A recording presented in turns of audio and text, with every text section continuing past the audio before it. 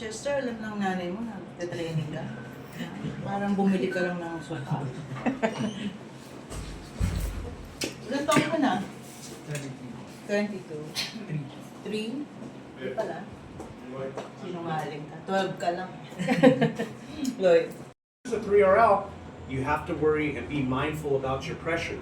If you use the needle and guard, it's going to teach you pressure. Once you understand pressure, then you can maybe play with the 3RL needle and learn your approach with the 3RL. But for today, I really am going to educate you on the 2RL needle because it's really going to help you out with that variable of pressure. So I'm really excited to show you guys that.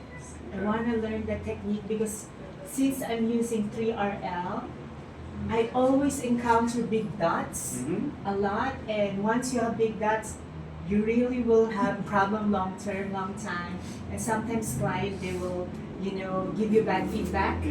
So because the knowledge is out there now. Now clients are knowing what a blowout is. They're doing their research. Before, you might be able to do a couple heavy dots they wouldn't notice, but now clients are looking at it. Oh, that's a blowout. They know what they're looking for. So this 2RL, exactly. So that's why that 2RL needle, I'm really, really excited to talk about. Thank you. No, thank you Nice for being to here. meet you, Nice to Ryan. meet you. Yes, thank you for coming. All right. This essential guide helps you accurately map follicle orientation for stunning results. Next, we illustrate the correct angles and positions produced by the needle and guard during application.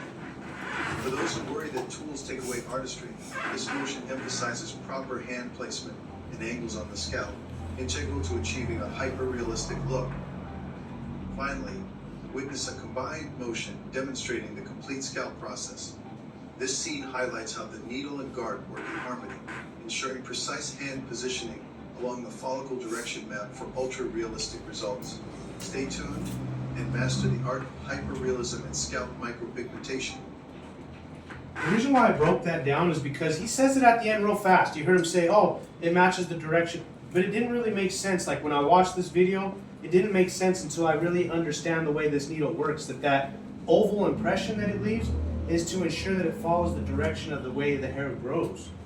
Okay, so that's something that I really want to stress or emphasize, that this impression is a little bit different than the 3RL needle, and it's a little bit finer, but it matches the it closely matches the average diameter of an existing hair follicle more closely than it would than the 3RL needle does. So this is, again, another big reason why I use this 2RL. Not only does it help with the pressure and depth, it also helps with realism in the sense of creating a direction of flow with work. Okay? We're working superficially in the skin. It would make sense that 3, maybe 4 sessions, depending on the Norwood, is going to be required to achieve a result that's likable, that's appropriate for the client. So again, tattoo artists in comparison to us SMP artists, they're working a lot deeper into the skin. The second layer of the dermis, we're only working in the third layer of the epidermis. And in the state of in the United States, that's what classifies tattoos between pigmentation. That's what the difference is, or what they see as the difference between tattooing and permanent makeup. This is like for smaller from razor damage something. See, I want to stop you right there. Thank you. I wanted to stop you right then and there. You said razor damage. In my opinion, a lot of those issues come from using a razor, whether it's ingrown hair, alopecia that's sparked by physical shaving or mechanical shaving. Yes. I wouldn't necessarily say trimming would produce that. A trimming is going to allow to a little bit of a stubble. So if you're worried about ingrown hairs, if you're worried about skin issues, that won't necessarily happen if you're using a trimmer. It would probably happen if you're using a shaver, because ingrown hairs, sebum, pimples, so many different things can happen when you're using the razor. That's why I truly like to see you use the trimmer. So to answer your question, Trimmer, right? Yep. This is trimmer. And how do we know it's a trimmer, guys? Fold it in half again. Fold it half one more time. So you're gonna have a little bit of a, just like that, just like how Jay has there, just like this. Doesn't have to be perfect, guys.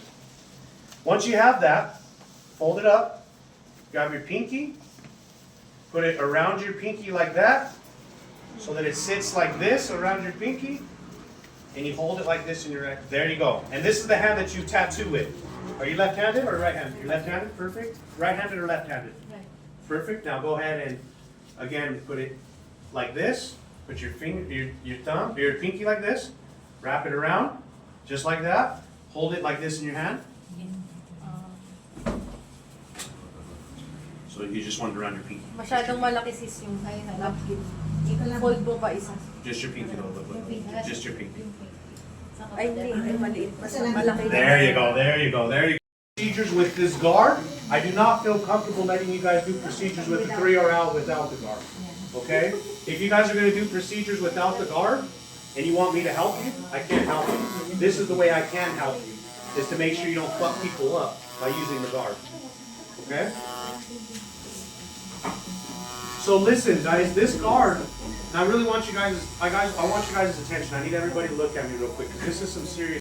This is the process. Ang team nito, table 1.